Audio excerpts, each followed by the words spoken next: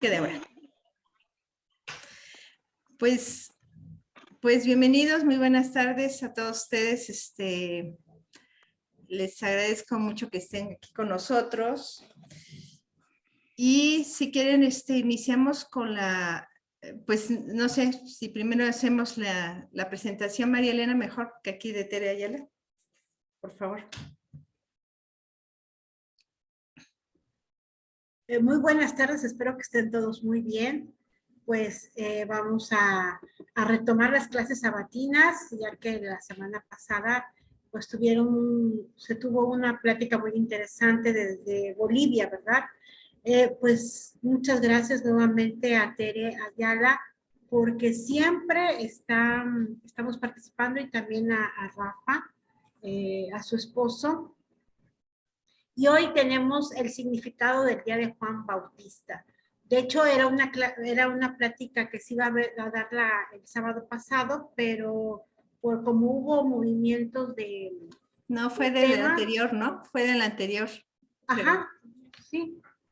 Como hubo movimientos en cuanto a los temas, pues se recorrió para este sábado. Entonces, Tere, muchas gracias a seguir apoyando a la sección mexicana de la Sociedad Teosófica con tus intervenciones, y considero que va a ser un grandioso tema del significado del día de Juan Bautista. Muchas gracias, Tere, adelante. Gracias a ustedes por darme la oportunidad. Entonces, ¿no van a compartir ustedes pantalla? Pues si quieres compartimos ahorita para la invocación y ¿no? Sí. Pues vamos a hacer esta invocación. Que se manifieste nuestro yo superior. Que Él nos sustente siempre. Que en este día haya iluminación. Que el mutuo amor prevalezca. Que se fortalezca la unidad. Que aflore armónicamente el ensanche de conciencia universal. Así sea. Así sea. Así sea. Pues adelante, Tere. Gracias. Muchas gracias. Gracias. Voy a compartir pantalla. Bueno, este tema, la verdad es que está sugerido, ¿no? La intención era como proponer algo que tuviera que ver con estas fechas. Casi siempre se piensa en que las charlas debieran estar como en el contexto del calendario, ¿no? Entonces, hace 3 semanas platicando con María Elena, se pensaba que esta charla se podía dar para la semana anterior, ¿no? Que todavía estábamos como muy cercanos a estos días del solsticio de verano, que me parece que este año entró como por el 23, algo así, ¿no? Entonces ya sabemos que el día 24 de junio se celebra, se hacen las celebraciones que tienen que ver con Juan Bautista. En algunos lugares incluso se hace encendido de antorchas y se hacen así como ritos, ¿no? La mayoría de grupos tienen como muy arraigado el festejar o el celebrar, el conmemorar a Juan Bautista. Aquí está interesante porque, bueno, voy a hablar también sobre Juan Evangelista, ¿no? Y asunto del nombre, ¿no? Los dos Juanes, que a lo mejor algunos podríamos confundirnos entre quién es Juan, el de los evangelios, que ya es discípulo de Jesús, ¿no? Y Juan Bautista, que es quien precisamente proporciona uno de los bautismos a Jesús, ¿no? Entonces, si hay una postura muy clara con respecto de los dos, ¿sí? Porque los dos permanecieron y pertenecieron, digamos, como a la tradición, mientras uno lo hizo de manera formal, el otro lo hizo dentro del paganismo, ¿no? Entonces, hablar de estos dos Juanes, estos conceptos que Juan Evangelista introduce en su evangelio, ya saben que esta palabra de evangelio tiene que ver con el mensajero, ¿no? O el mensaje. También a Blavatsky se le ha atribuido esa misión de ser mensajera, una de las últimas mensajeras de la logia, ¿no? De la logia blanca. ¿no? Entonces, su carácter de mensajera, pues, abarcó, ¿no? Traer no solo conceptos abstractos, ¿no? Sino conceptos que se pueden vivir, que esos bajo los cuales están fundados los preceptos de la sociedad teosófica, ¿no? O sea, no es algo por allí que nada más lo vamos a aprender o estudiar, incluso a memorizar, ¿no? Es algo que debemos vivir, es algo que se puede vivir, que se debe vivir, ¿no? Entonces, en estos dos Juanes, en el primero Juan Evangelista, él habla sobre la luz absoluta, la reencarnación, por ejemplo, entre sus metáforas y sus maneras de describir, ¿no? Que hace unas analogías impresionantes y Blavatsky las explica muy bien en La clave de la teosofía, algunas partes son del glosario teosófico también, y otras son de estos escritos coleccionados tan famosos que no están del todo traducidos, pero que algunos fueron adosados a la versión de la doctrina secreta que muchos tienen, que forma 6 tomos, ¿no? Y ya sabemos que originalmente la doctrina secreta solo fue publicada en 2 tomos. Hay un tercer tomo que se describe en los comentarios a la doctrina secreta, que es otro libro, pero que está perdido. Entonces, de repente, quienes vemos que hay 6 tomos, decimos, como ¿por qué son 6 tomos? ¿No? Porque ahí se adosaron algunos escritos que Blavatsky hacía en algunas revistas. Con respecto de Juan Bautista, se va a hablar del bautismo, que es el primero que aparece es el bautismo por el agua, ¿no? Y hay un bautismo que es por el fuego. ¿A qué se refiere, no? ¿De qué se trata este bautismo? Y finalmente el solsticio, o sea, increíblemente tiene una correspondencia a los procesos, no solamente de estos 2 Juanes, podríamos decir, sino de todo discípulo o adepto. Entonces voy a empezar con la primera parte, que es precisamente esta frase que se le atribuye a Juan, que lo dice en el Evangelio, y que aparece en alguno de los escritos de la doctrina secreta, ¿no? Está en griego y dice, geme didaxe ukextin me alato memsiantos me. Y significa, mi doctrina no es mía, sino de aquel que me ha enviado, ¿no? Entonces ya sabemos que estos hombres pertenecían a esta línea de los que heredaban la tradición, que aprendían. Decía yo anteriormente, Juan Bautista era como de manera pagana, ¿no?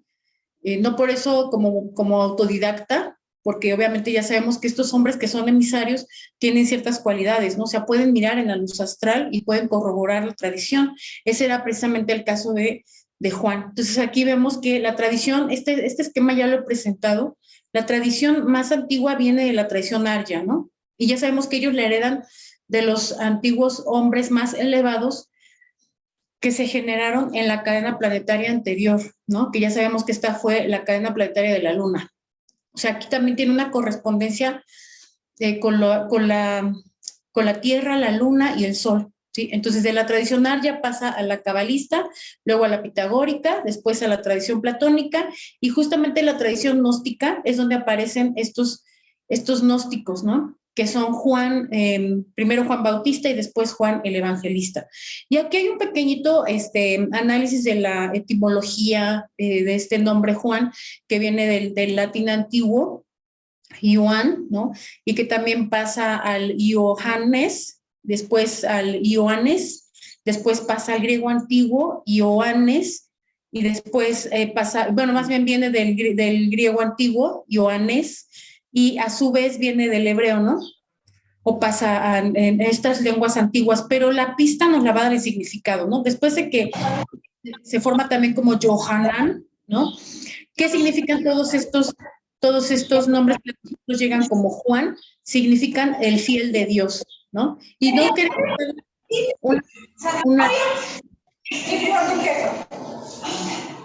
Por ahí tienen un micrófono abierto. Gracias. No queremos darle una connotación así tanto como bíblica, ¿no? Sino más bien una connotación astronómica, ¿sí? O sea, este fiel de Dios. ¿A qué se refiere con este fiel de Dios? Bueno, pues Juan, el evangelista, o sea, nos vamos primero a ir con este Juan, que es el que escribe los evangelios, según San Juan, y que es discípulo de Jesús, ¿no? Ya sabemos que Jesús asume el papel de ser discípulo de Juan Bautista. Entonces, Jesús vino a ser como intermediario, ¿no? Pero a la vez Juan Bautista vino a ser como el que le deja esa gran comisión y reconoce en Jesús a este hombre que viene como a relevarlo, ¿no? Entonces, Juan en los evangelios tiene dos conceptos, hay muchos conceptos teosóficos de él en la Biblia y además sobre todo en el Apocalipsis, cuando habla precisamente del fuego, que lo vamos a ver más adelante, pero sus dos conceptos bases son como la luz absoluta y acerca de la reencarnación, ¿no? Entonces, la luz absoluta habla en el versículo 5, capítulo 1 de San Juan, él dice esta premisa, y la luz, y dice Blavatsky entre paréntesis, absoluta, que es la oscuridad, brilló en la oscuridad, y otra vez Blavatsky, la cual es la luz material o ilusoria, y la oscuridad no la comprendió, ¿no? Entonces, esto es bien interesante porque Blavatsky nos desmenuza todo. O sea, una particularidad que tiene Blavatsky es que ella devela, ¿no? Devela de todos los misterios y prácticamente los tiene ahí a nuestro alcance.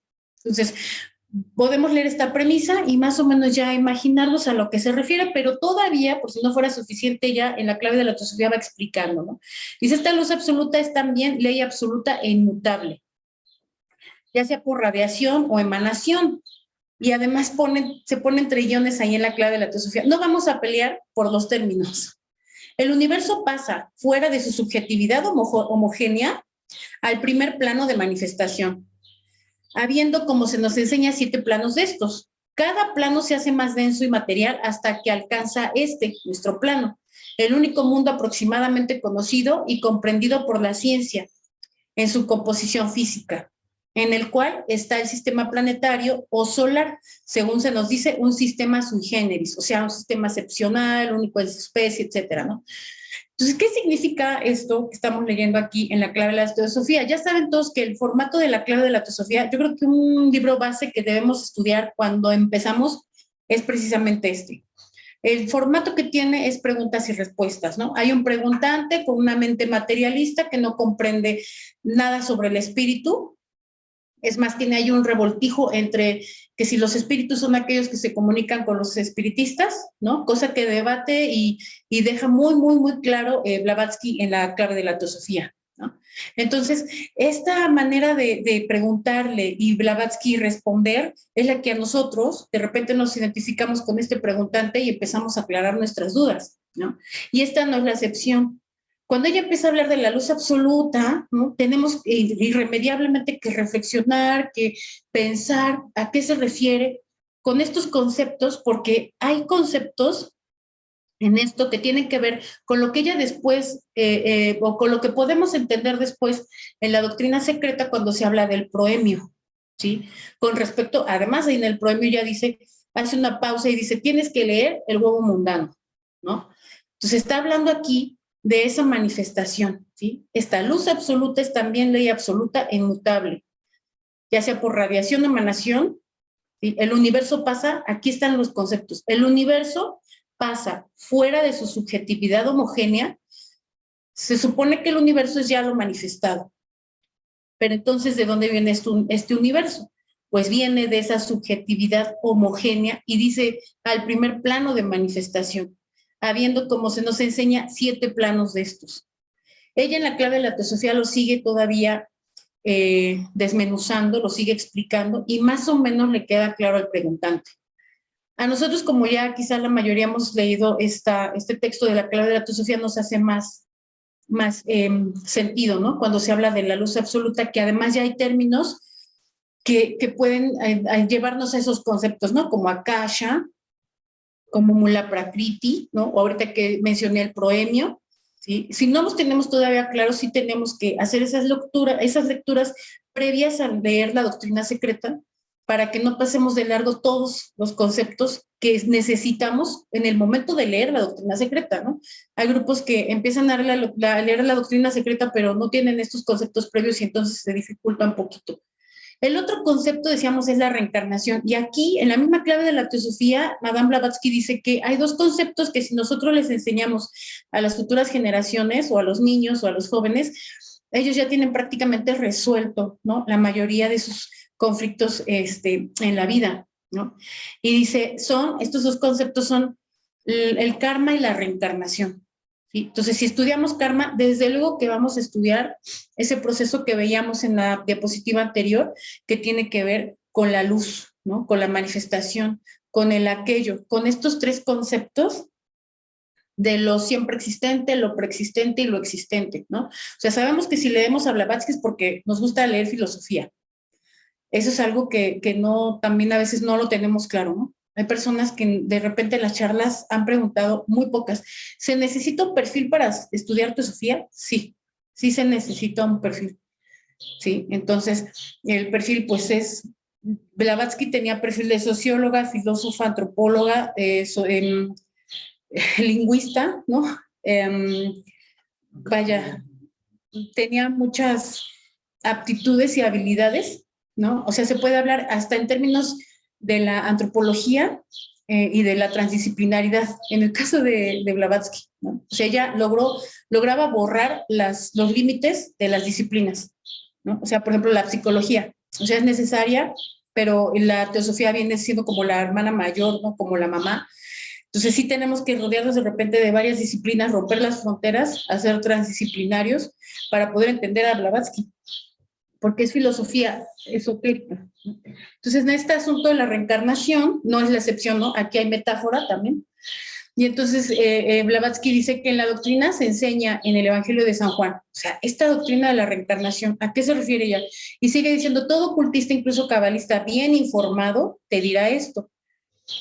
Le contesta este preguntante. Cristo, o en todo caso, el cuarto evangelio, o sea, aquí ya empezamos como de hoy, ¿no? Si tenemos conceptos arraigados como muy religiosos, ¿no? El cuarto evangelio, o sea, sabemos que esta palabra de evangelio tiene que ver con el mensaje, ¿no? El mensajero.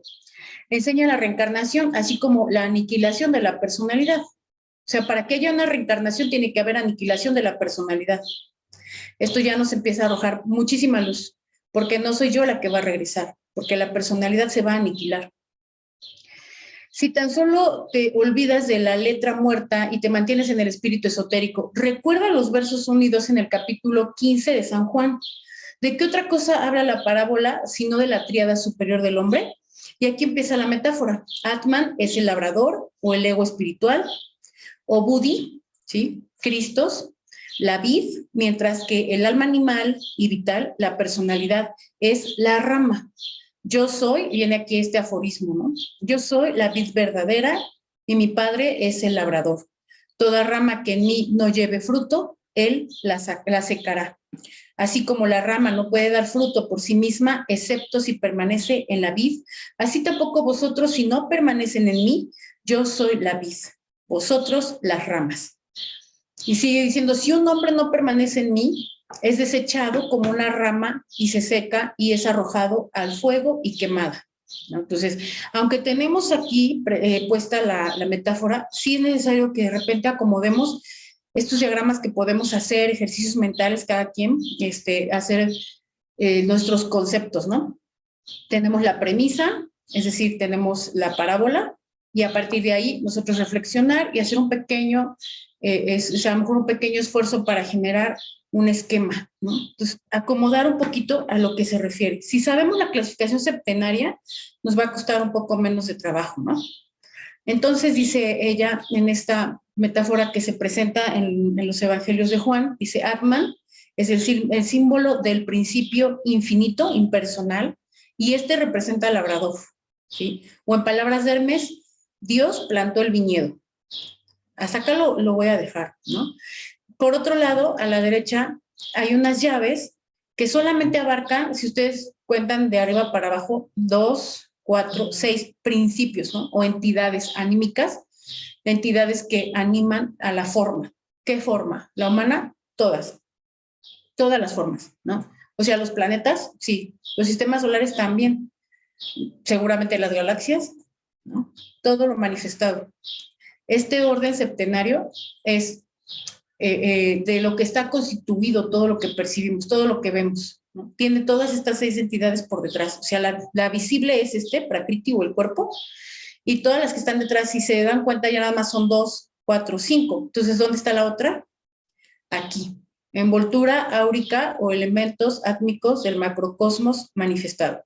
Por eso Atman esta pequeña descripción que está a la izquierda, bueno, a la izquierda mía, está afuera de estas llaves y no digamos que no está dentro de estas diferenciaciones, porque Atman es precisamente aquello que se va a diferenciar, ¿no? Este huevo mundano, como lo llama Blavatsky, en el huevo mundano propiamente, y que tiene que ver con Kalahamsa, y que tiene que ver con este simbolismo hindú, ¿no? Pero que pasa al simbolismo ya llegando hasta los gnósticos. O sea, ya cuántas tradiciones vimos que pasaron, por eso presenté esa lámina de estas tradiciones desde el Aryabharta, que pasó por los cabalistas, los platónicos, neoplatónicos y gnósticos, ¿no?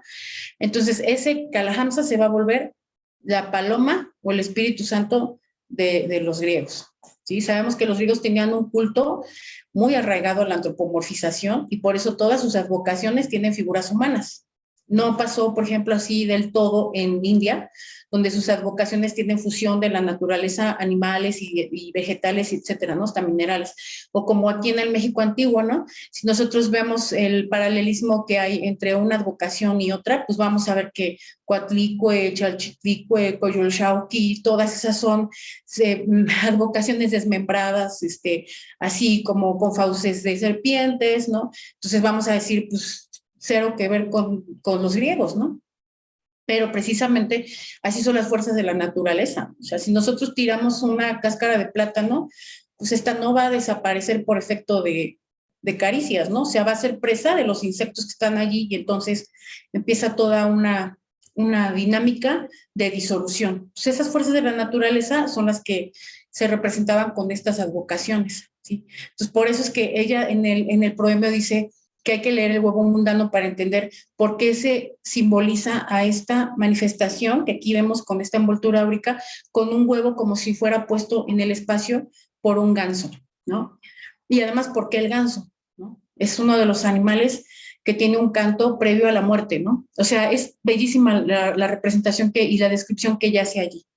Entonces vemos del lado derecho que aquí también están estos significados, el ego espiritual, que es precisamente esta entidad más cercana a Atman, que se llama Buddhi o que podemos llamar Buddhi, ¿sí? Y que tiene representación con el Cristo y que está simbolizada en esa parábola por la vid o la uva, ¿no? Y al final ella habla del alma animal y vital, o sea, está incluyendo aquí a prana y al alma animal que tiene que ver con este kama manas. En este esquema precisamente vemos que está como particionado manas. Ya sabemos que algunos dicen, bueno, es que es manas superior y manas inferior. Bueno, la realidad es que estos tres principios, Atman, Buddhi y Manas, son los que van a guardar toda esta información que se va a retraer cuando los pralayas, y los que forman el cuaternario inferior, estos son desaparecidos, ¿no? Por eso Blavatsky le llama la aniquilación del alma, que aparece descrita en la parábola de Juan. Entonces aquí se incluyen en esta alma animal y vital a la personalidad, ¿sí? Y que están representadas en la metáfora por las ramas. Por eso habla de estas ramas que no dan frutos, ¿sí? Él dice, esas ramas se secarán, ¿no? Esas ramas no están aquí, no estarán conmigo, ¿no? Y puse nuevamente aquí la descripción en la metáfora para ahora, una vez que sabemos esto, hacer nuevamente la lectura de la metáfora y tendremos una comprensión más profunda. Yo soy la vid verdadera y mi padre es el labrador. Toda rama que en mí no lleve fruto, él la secará. Así como la rama no puede dar fruto por sí misma, excepto si permanece en la vid, así tampoco vosotros, si no permanecen en mí. Yo soy la vid, vosotros las ramas. Si un hombre no permanece en mí, es desechado como una rama y se seca y es arrojado al fuego y quemada. ¿Qué significa esto? Cada personalidad, cada encarnación nueva, si no generamos ciertas comunicaciones con esa tríada superior, ¿sí? Entonces van directamente a la aniquilación, ¿no? O sea, sí es una enseñanza muy oculta que además necesita varias repasadas. Sabernos la clasificación septenaria es necesario, ¿no? Ahora, ya hablando de Juan Bautista, pues es bien, de repente como que fácil leer la vida de Juan. Es muy fácil porque pues podemos en estos tiempos ya que googlear todo y pues ahí en Wikipedia yo puedo encontrar descripciones de quién fue, ¿no? Y no es el caso, ahorita va a investigar o exponer cuestiones como tan profundas de su biografía, porque el asunto aquí es estudiar el paralelismo que hay con el nombre Juan, ¿sí? El fiel a Dios, ¿sí? Y ver por qué estos dos hombres que sí eran parte de esta tradición, o sea, Blavatsky menciona que aunque Juan el Bautista no fue precisamente un hombre iniciado en los misterios mayores, él sí formó parte de la tradición porque por su misma naturaleza entrenada, ¿sí? En previos advenimientos, pues él ya formaba parte de esta develación del conocimiento, ¿no? Entonces ya nos vamos a ir al punto del bautismo. ¿Qué dice Blavatsky en la clave de la teosofía? Dice que se presenta en este acto o rito al espíritu del rey Mesías, o sea, Jesús, como lavando sus ropas en el vino que proviene de lo alto. ¿Sí? Hace poco se estudiaba en este estudio que se hace en los lunes de Isis de Velada, se estudiaba acerca del vino, ¿no? Y muchos pensamos que tan solo viene como de los griegos hacia acá, y ya sabemos que no, que esto es una tradición todavía más antigua, y que además es una tradición que corporifica las metáforas. O sea, las tradiciones y los ritos son corporificaciones, es decir, como traídas al presente y al momento, ¿sí? Son estas especie de recordatorios, ¿sí? De eventos de la naturaleza. Entonces, aunque nosotros realizáramos este tipo de ritos, no sería como la última palabra, digamos, ¿no? Sino que es el estudio realmente de lo que hay detrás de estos ritos, ¿sí? Por eso ella hace mucho hincapié en ver qué hay detrás de estas tradiciones.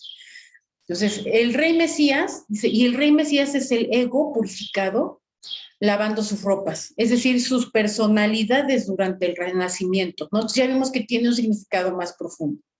Este acto del beber un vino del cáliz y de comer en la hostia solamente es un recuerdo de mi quehacer como persona, ¿sí? De tratar de observar en esta encarnación presente, porque en la encarnación presente hay una concatenación de todas las anteriores, ¿no? Y de ver cómo puedo yo dorar la semilla, como dicen aquellos que trabajan con el karma, ¿no? O sea, cómo hacer que la semilla ya no esté germinándose por sí sola, solo porque estímulo y reacción en la vida, ¿no?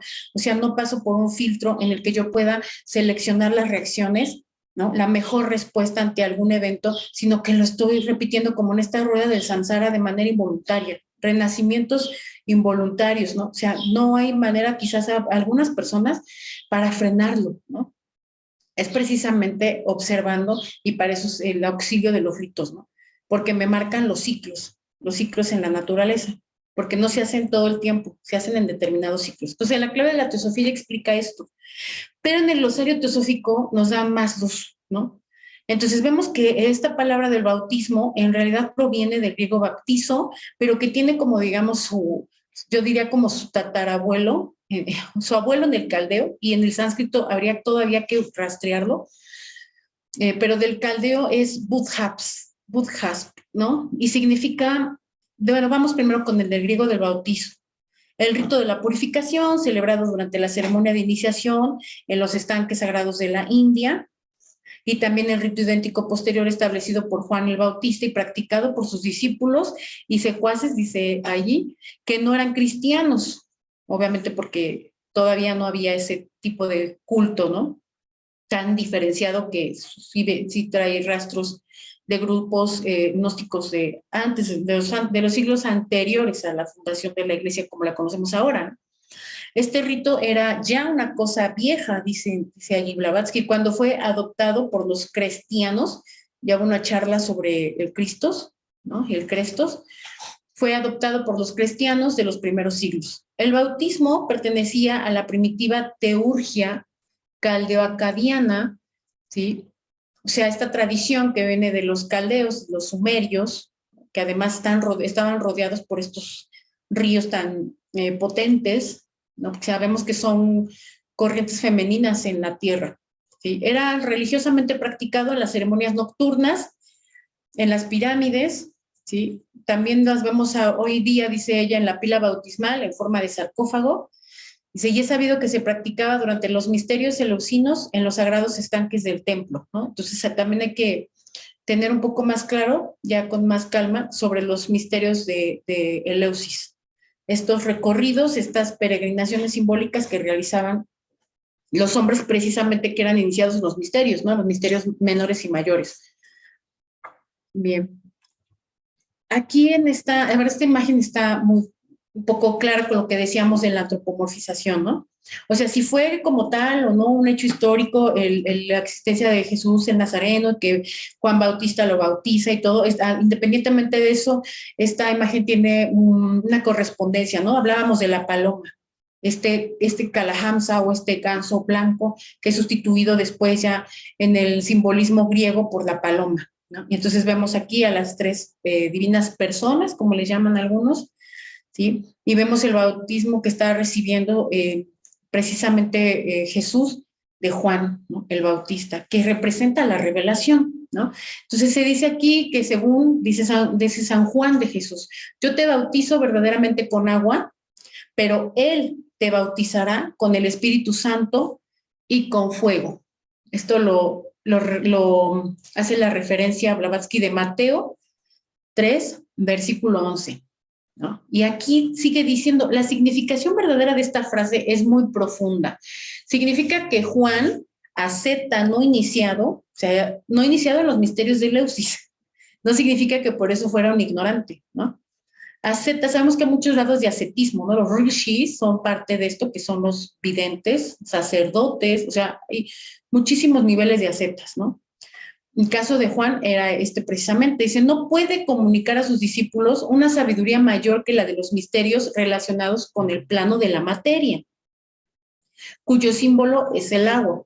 Su gnosis era la del dogma exotérico y ritual, la de la ortodoxia de la letra muerta. Al paso que la sabiduría que Jesús, iniciado en los misterios superiores, les revelaría, era de un carácter más elevado, pues era la del fuego de la sabiduría, de la verdadera gnosis o iluminación espiritual real. La una era el fuego y la otra el humo, ¿no? Entonces aquí, además de todo parece como algo encriptado, ¿no? Nos está dando ciertas pistas, ¿no? O sea, hay dos tipos de bautizo o bautismo, uno es por el agua, otro es por el fuego, pero además nos está hablando de la verdadera sabiduría de la verdadera gnosis o iluminación. O sea, está diciendo que hay grados de gnosis, hay grados de vidyas, de sabidurías, ¿sí?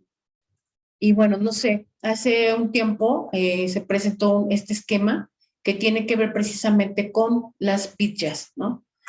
Primero, una pasada con respecto de las vidyas, ¿no? Vamos a ir de abajo para arriba, porque igual nos sirve un poquito este esquema que tenemos, ya sabemos, de los principios, que está a la derecha, pero corresponde con los planos, ¿no? Entonces vemos de abajo para arriba, vemos el plano de Prakriti, después el plano astral, el plano Jiva, de donde proviene nuestro prana, plano Fohat, plano Mahat, plano Alaya, y ya vimos que esto que muchos ponen por encima, que le llaman Atman, es en realidad esta envoltura áurica, o elementos átmicos, ¿no? Que forman este huevo mundano. Entonces, estos niveles, estos planos tienen correspondencia con las vidyas, ¿no? Vidyas se traduce como sabiduría o conocimiento. Entonces, nuestro, digamos, conocimiento más bajo, esto viene de todavía analizar con más profundidad los 3 grados de la gnosis, ¿no? Gnosis es una palabra que se atribuye a la civilización griega, mientras que vidya proviene de la tradición Aryavarta. Entonces, en estos 3 grados de gnosis, nosotros encontramos que el primero o el más inferior es la opinión. El siguiente es la ciencia y el último es la revelación, ¿no? Pero en cuanto a las vidyas, que es la tradición Aryavarta, vemos que la vidya o el conocimiento más inferior que tiene que ver con los principios prakriti y astral, que corresponderían al nivel de la opinión, o sea, emitimos opiniones a partir de lo que miramos a primera, así como lo más cercano, ¿no? Las manifestaciones, las formas, etcétera. Se entiende que sea una opinión, ¿no? Pero en cuanto vamos ascendiendo en estos niveles de vidya, vemos que van involucrándose otras entidades y por lo tanto otros planos, ¿no? Entonces los videntes tienen niveles de vidya mucho más elevados que una persona que solamente emite opiniones. Por eso es interesante o necesario que estudiemos la ciencia oculta. Y aquí hay unas descripciones de cada una, ¿no? Avidya, o nesencia, dice conocimiento del no existente, ¿no? Pues nada más se conoce lo que se ve, la forma, la materia, ¿no? No Atman, ¿sí? No Atman porque estamos entre astral y prakriti, sinónimo de Maya, ¿no? Ya sabemos esta ilusión que fascina. Es una especie de agnosticismo y de nesciencia más que de ignorancia, o sea, sí hay un grado de conocimiento, pero esa parte es como muy empírico y es a partir solamente de lo manifestado de la forma, ¿no? Hay otra vidya, otra sabiduría que es un poco más elevada, que es aparavidya, conocimiento inferior. Sí, es el conocimiento relativo al universo fenoménico. Y aquí engloba a los Vedas, las ciencias de la fonética, los rituales, la gramática y la filosofía. ¿Sí? O sea, los rituales forman parte de este conocimiento, que es un conocimiento inferior, ¿sí? Pero que está así como involucrando estos dos planos, Fohat y Jiva, ¿no? O sea, ya tiene que ver con lo ritual, pero en un contexto no solamente físico, sino que involucra, claro, otros planos no tan materiales como Prakriti. Y hay otra vidya todavía por encima de estas dos, ¿no? Que es Gupta Vidya, o secreto o conocimiento, entre comillas, revelado, todavía puede ser conocido, ¿no? Y es este conocimiento secreto o esotérico, la religión de la sabiduría o teosofía, precisamente lo que estudiamos nosotros está en este nivel, ¿no? Por eso a muchos se nos complica tantísimo, porque involucra a Laya y Mahat, ¿no? Y hablar de esos planos que son muy intangibles, que no podemos del todo tocarlos y que no podemos darnos cuenta, porque se trata de tomar conciencia de que si estamos involucrados en estos planos, claro que sí, ¿no? De que el pensamiento nos hace crear, nos hace manifestar, o sea, a partir del reino humano es que ocurren todos estos cambios y que además pueden ser volitivos, ¿no? Voluntarios. Entonces, esta vidya tiene que ver con el aspecto arquetípico del conocimiento absoluto y sofía o conocimiento numenal, ¿no? Es decir, el conocimiento del espíritu. Ya sabemos que númeno puede traducirse como espíritu y fenómena o fenómeno como materia, que eso tiene que ver ya con Prakriti. Y todavía hay una vidya más elevada, que es la última paravidya, ¿no? Que es conocimiento de sí, aquello por lo que se realiza el imperecedero Akasha, ¿sí? Hay estas palabras que se han debatido bastante, que si es AM, que si es OM, que si es AUM, que si es... se ha debatido mucho y esto es bien interesante porque aquí podemos estudiar, o sea, la teosofía es fascinante porque podemos estudiar a muchos niveles y lo estamos revisando, ¿no? Podemos quedarnos en la opinión, ¿no? ¿Para qué me sirve la teosofía? ¿Cómo debo vivir? ¿Cómo lo aplico? Y solamente van a ser opiniones de la persona que escuchemos porque eso no va precisamente a empatar con nuestras necesidades porque cada experiencia es diferente, ¿sí? Entonces, ese es el grado como más, el primero, ¿no? Con el que podemos empezar las opiniones, ¿no? Hasta llegar al nivel de la revelación o de la intuición, ¿sí? Que es precisamente este tipo de nivel como entre Paravidya y Guptavidya, ¿no? Y Paravidya es ese conocimiento de sí, aquello por lo que se realiza el imperecedero Akasha, aspecto numenal del conocimiento absoluto, el conocimiento superior, y ese ya está fuera, pues, de nuestros planos de manifestación, ¿no? Porque qué mente humana puede tener acceso a conocer este tipo de planos no diferenciados, ¿no? En el proemio, en el huevo mundano, Blavatsky dice, pues que leer la doctrina secreta a manera de un libro así de corrido pues nos puede llevar al fracaso, porque ninguna mente puede con la comprensión de un libro y en el que apenas se nos ha revelado tan solo, ella dice tan solo en estos 2 tomos, ¿no? Se nos ha revelado quizá más de lo que podemos entender. Sí, pues lo deja encriptado totalmente, pero tiene que ver o tendrá que ver con el desarrollo de la raza, ¿no? Que todavía sabemos que nos faltan 3 rondas, ¿no? 2 razas raíces y varias subrazas. Y entonces, con respecto de esto, del conocimiento, ¿qué tendría que ver, no? ¿Qué tendría que ver con el fuego? Ella sigue diciendo, con respecto de los Vedas y estos niveles de conocimiento, que tiene que ver con este bautizo por el fuego. Ahora bien, teniendo presente lo expuesto, leas el diálogo entre los sabios Narada y Devamata en el Anukita, episodio del Mahabharata, cuya antigüedad e importancia pueden verse en los libros sagrados del Oriente, ¿no? Por eso ella siempre dice que debemos estudiar, o el estudio comparativo de las religiones, principalmente de las de Oriente, ¿no? Sabemos que ella lo decía porque ya prácticamente Occidente había sido controlado y dominado, ¿no? Pero hay grupos antiguos todavía que guardan algunas tradiciones que también son importantes revisar, ¿no? Y es el caso precisamente de todas las culturas originarias de este continente. Entonces, en esta parte es donde ella habla de que debemos estudiar, ¿no? Este Mahabharata, ¿sí? Estos libros sagrados de Oriente, editados, dice ella, por el profesor Max Müller. Narada discurre sobre los soplos de los aires vitales, según llaman en las toscas traducciones a tales palabras como prana, apana, etcétera, cuyo total significado y aplicación a las funciones individuales apenas pueden traducirse al inglés. ¿Sí? O sea, no hay términos del sánscrito que tengan una correspondencia en el inglés o en el español, porque ya han pasado tantos años que esta tradición se va poco a poco erosionando hasta que llega a nosotros. ¿A qué diferencia?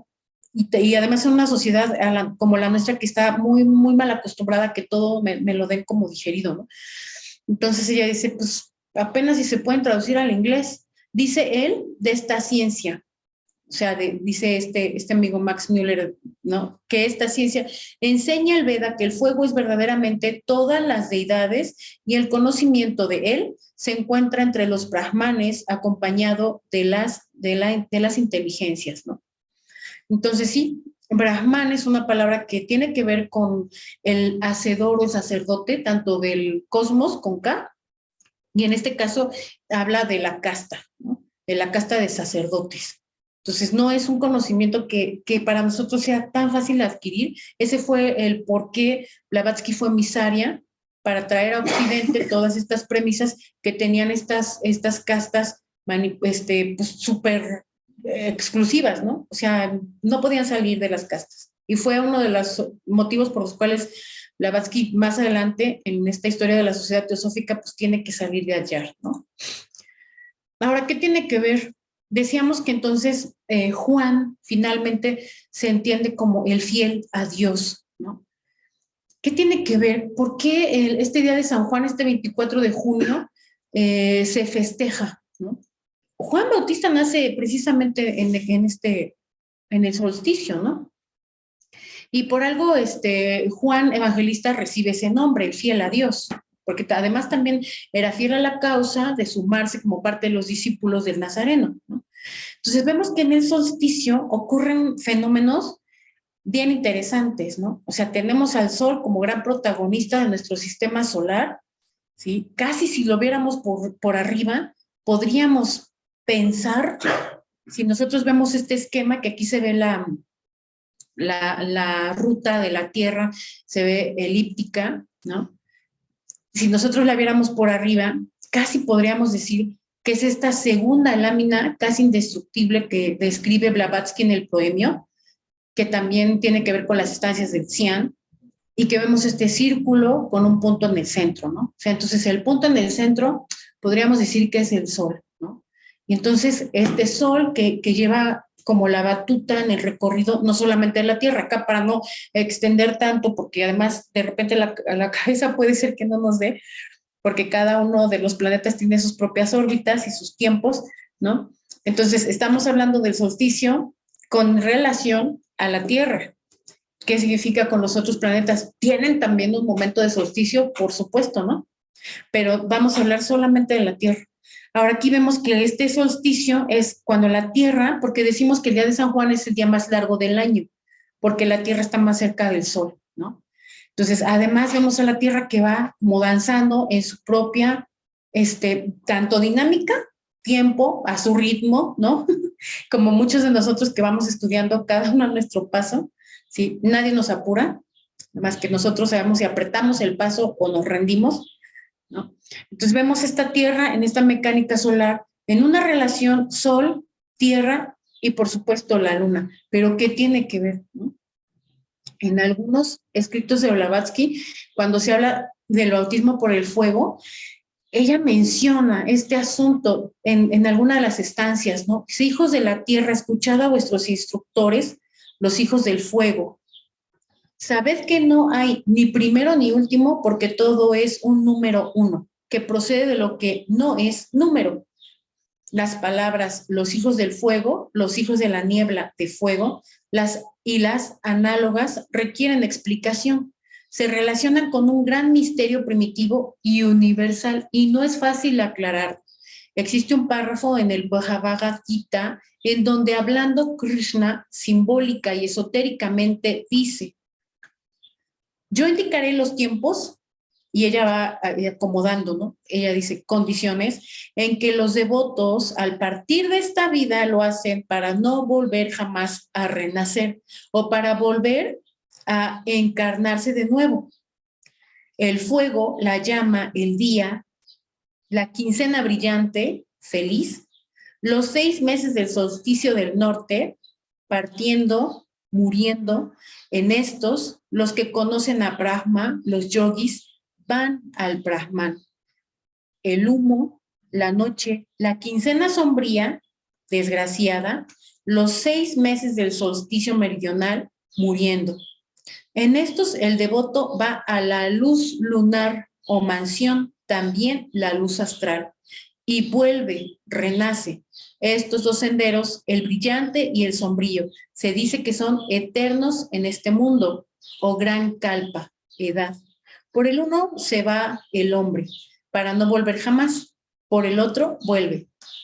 Entonces, para que nosotros entendamos esto, porque además lo remata con el siguiente comentario, ¿no? O sea, de plano dice, pues nada más para los que realmente estudian ocultismo, otros no tienen las claves, cómo puede develarse, ¿no? Dice, ahora bien, estos nombres, el fuego, la llama, el día, la quincena resplandeciente, etcétera, y el humo, la noche, y así sucesivamente, que conducen tan solo al fin del sendero lunar, aquí hay que poner atención, porque está hablando de la luna, son incomprensibles sin conocimientos del esoterismo, ¿no? Entonces ya nos está diciendo que necesitamos poner atención en la luna, y a partir de dónde ponemos atención en la luna, pues de la Tierra, ¿no? Entonces, este tema de globos, rondas y razas que algunos guardamos por ahí porque quizás es complicado, poco a poco hay que ir estudiándolo, ¿no? Sigue diciendo, todos ellos son nombres de varias deidades que presiden sobre los poderes cosmopsíquicos, ¿no? Entonces ya estamos hablando de cosmopsíquicos, o sea, no me está hablando tal cual de la constitución septenaria del hombre, sino del cosmos, ¿sí? Dice, el hábil traductor del Bhagavad Gita, Kashinath Timbak Telang, de Bombay, confiesa que él no posee idea alguna clara de la significación de estos versos, ¿no? Y fue el que tradujo el Bhagavad Gita, ¿no? Dice, por el contrario, para el que conoce la doctrina oculta, resultan para estos, o sea, los que conocen la doctrina oculta, resultan completamente claros, ¿no? El sentido místico de los símbolos solares y lunares se halla relacionado con estos versos.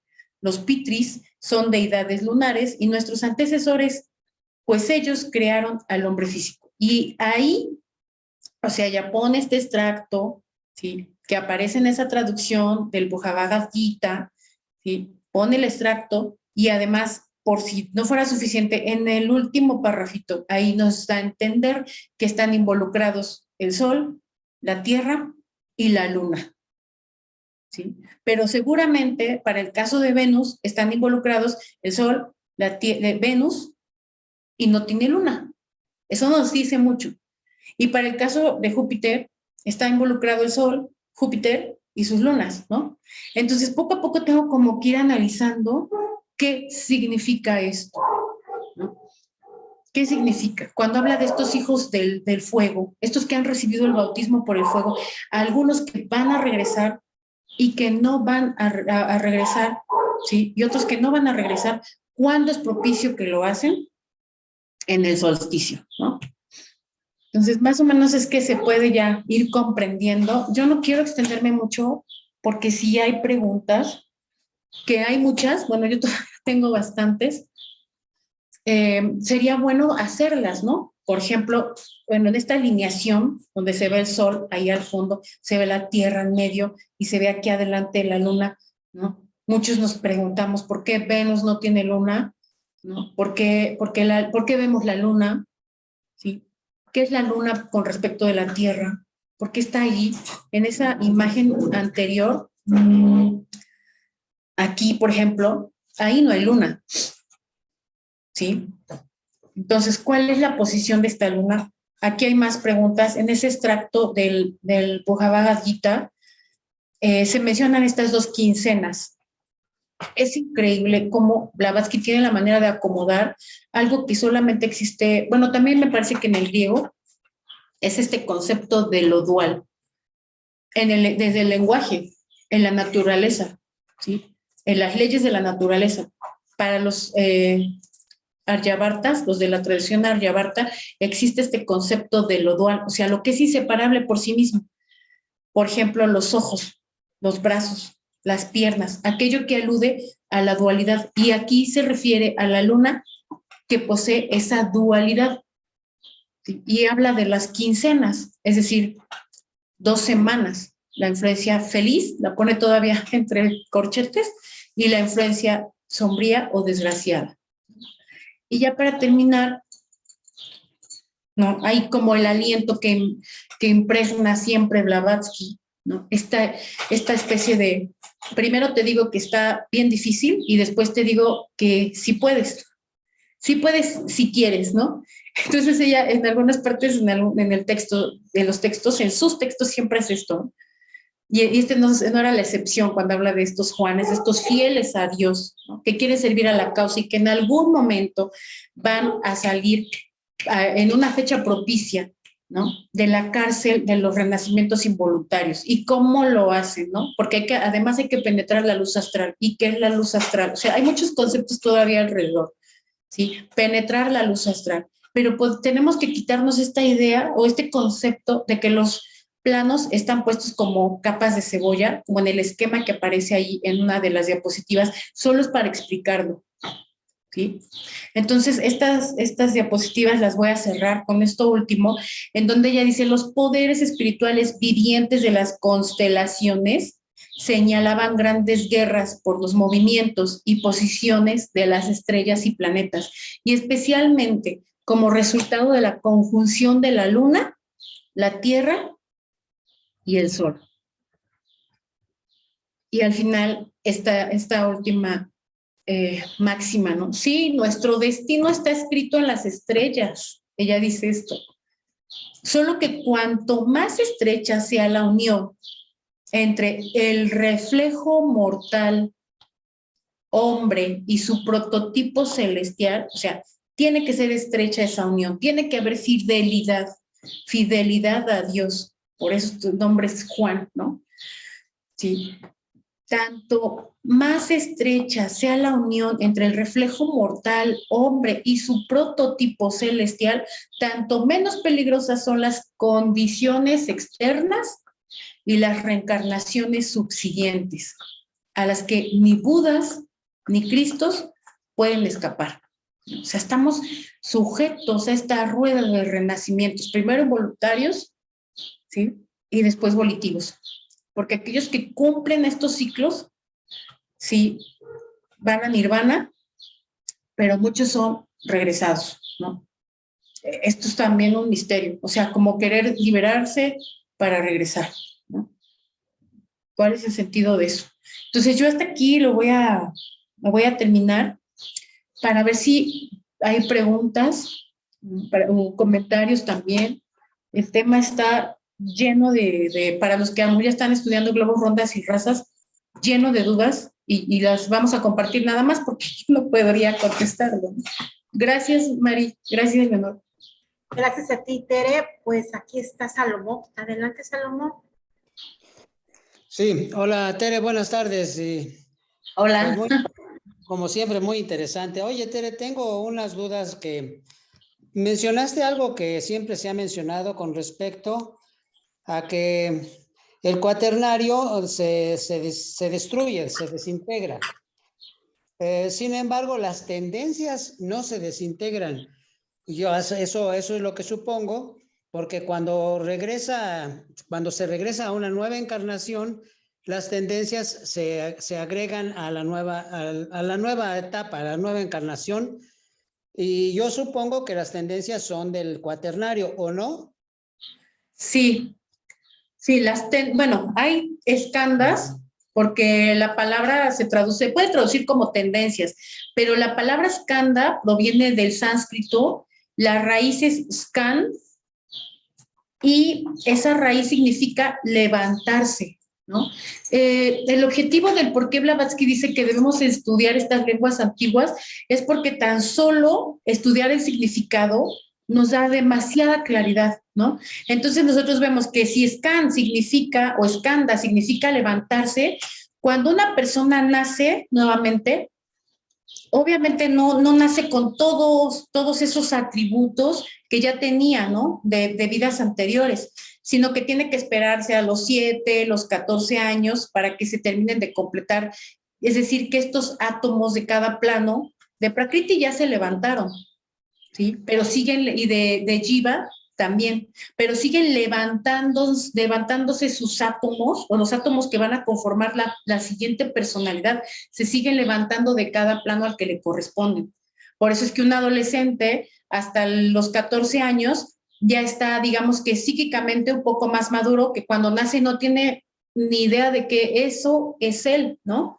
Ya hasta los 14 años ya hay una autoidentificación completada, ¿sí? Entonces, sí, estas escandas no solamente ocurren en el asunto del cuaternario inferior, también hay escandas de tipo búdico, ¿sí? O sea, de tipo más elevado, o sea, de manas como tal, porque acuérdense que la personalidad funciona con la proyección de manas, ¿sí? Entonces, claro que sí, hay un bardo en el que estas escandas se van a disgregar después de este bardo, es decir, la primera muerte y la salida de Devachan, después de este bardo, nace la criatura, empieza a crecer y estos atributos, estos átomos se vuelven a levantar por afinidad y forman parte de la nueva personalidad.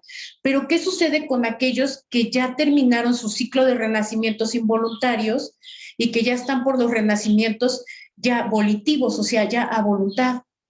Que es el caso precisamente, por ejemplo, de los Mahatmas, que ya no tienen bardo. Es decir, ¿qué es el bardo, no? Es la muerte del cuerpo físico, la entrada en Kamaloka, la gestación, el Devachan, salida de Devachan, otra vez la mirada de la película de la vida de lo que va a suceder, la segunda película, porque la primera fue al morir de lo que pasó y la otra película justo al nacer de lo que va a pasar, ¿no? O sea, tenemos una mirada, un previo, un tráiler de nuestra vida, de nuestra encarnación para saber, aquí la puedo regar, ¿no? Pero se nos olvida. Entonces, ok, ese bardo los Mahatmas ya no lo tienen. ¿Por qué? Porque sus personalidades ya no necesitan Kamaloka, ya no necesitan estancia en Kamaloka, ya no necesitan gestación y no necesitan Devachan. ¿Por qué? Porque Kamaloka está lleno de los deseos y las pasiones.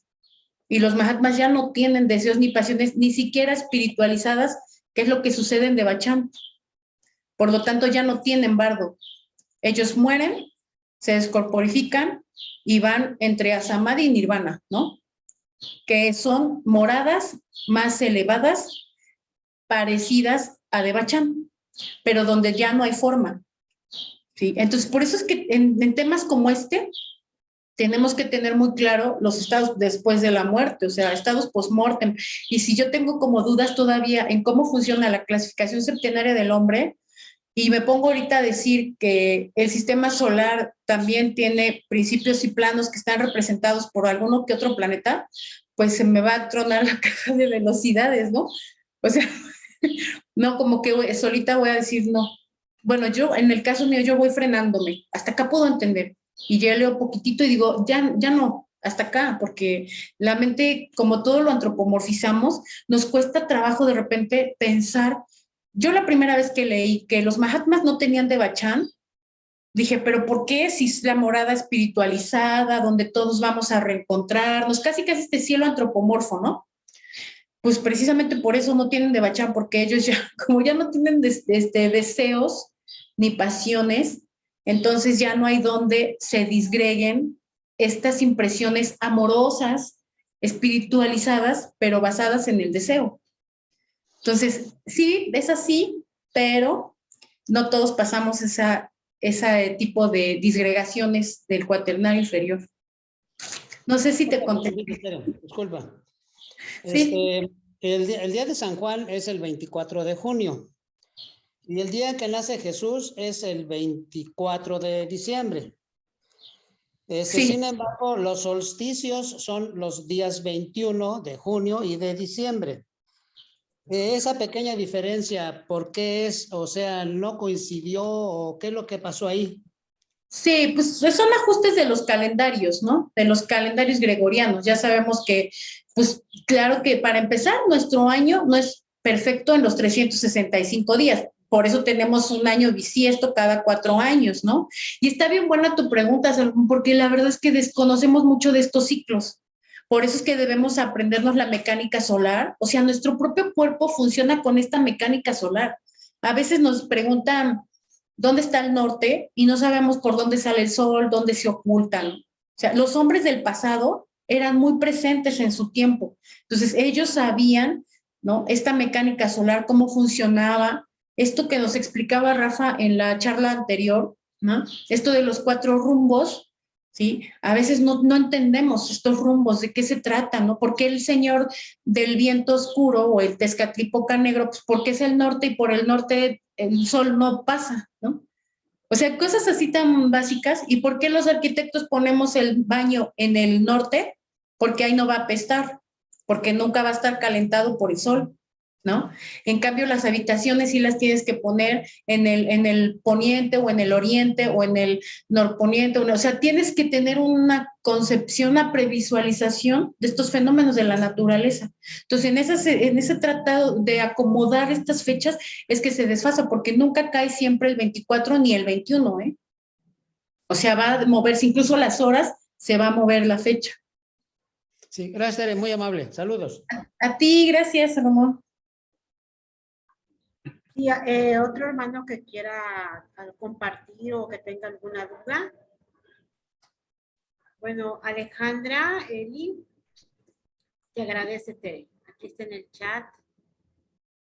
Gracias, muchas gracias. Y Conchita que tuvo que retirarse. No sé, ¿alguien más que tenga un comentario?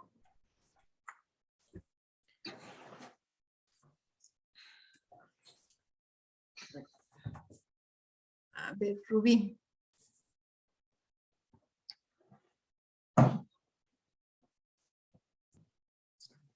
Hola Tere, hola hermanos, buenas noches.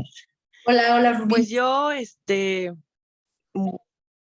felicito Tere, la verdad es que contigo siempre se aprende cantidades industriales de conocimiento que a veces uno pues tiene que ir masticando de a poco, ¿no? Pero la verdad es que me encantó. Lo que yo quería comentar es que pues esta noche de San Juan, ya saben que uno va como que buscando caminos. Y yo, pues, en la religión Wicca, me di cuenta que esta noche es muy, muy, muy importante para esta religión Wicca que también, pues, me introduje.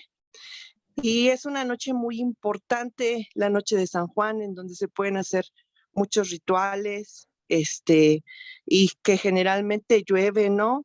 Quería yo preguntarte acerca de como no sé si sea un mito, ¿no? Que en la noche de San Juan tiene que llover. ¿Por qué se relaciona tanto con el agua? Bueno, me imagino que es por el bautizo, Sí. ¿no? Pero, pues me gustaría saber por qué es una noche tan importante para muchas culturas, no nada más obviamente para la religión católica. Y les decía yo, en la religión Wicca también, muy, muy importante. Entonces, pues, me gustaría saber, Tere. Gracias.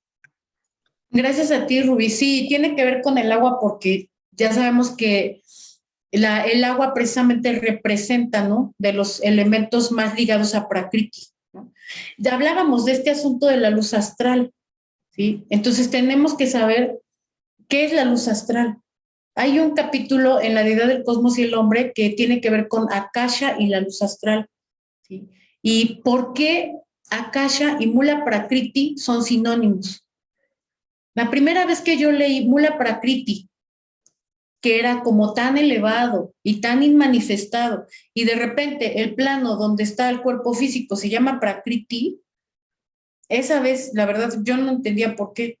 No significa que la materia no tenga espíritu, sino que justamente esa mula prakriti o esa materia primordial o subyacente ya no es intangible en el plano prakriti, ¿sí? Entonces, si nosotros escuchamos el término luz astral y vimos, pues ya en otras charlas, ¿no? Que no se puede prácticamente pasar de esto que se representa. ¿Quién hace esa representación de la luz astral como una serpiente es precisamente Eliphas Levi? Que no se puede pasar de esta luz astral, de esta serpiente, ¿sí?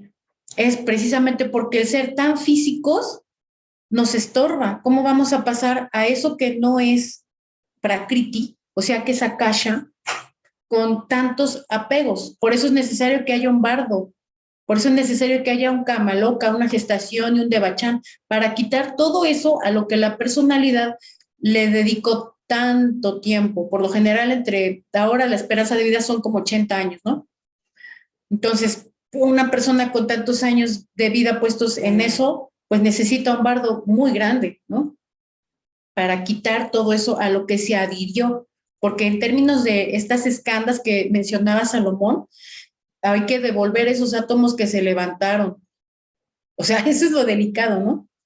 Hay que devolver todo eso que se tomó, ¿no? Entonces es tan importante porque en esa fecha son momentos propicios por sí mismos de la naturaleza, gracias a esta cercanía que la Tierra tiene con el Sol. Por eso es tan importante. La situación aquí es que nosotros hemos perdido esos códigos. O sea, a nosotros ya nos da igual si es día de San Juan, si es Navidad, casi corre uno porque el postre, me cierran la cafetería para llevar el pastel, me tocó comprar los regalos, la envoltura, ¿no? O sea, cosas que jamás van a pasar la luz astral, ¿no? Entonces, a veces no entendemos porque vemos como que los planos puestos como capas de cebolla, pero exactamente si observamos nuestra Tierra, así, en esa imagen que está allí, vamos a ver que el agua interpenetra a nuestro globo. Entonces, los planos no están como capas de una cebolla. Los planos, esos átomos de los planos están también interpenetrando todo, ¿sí?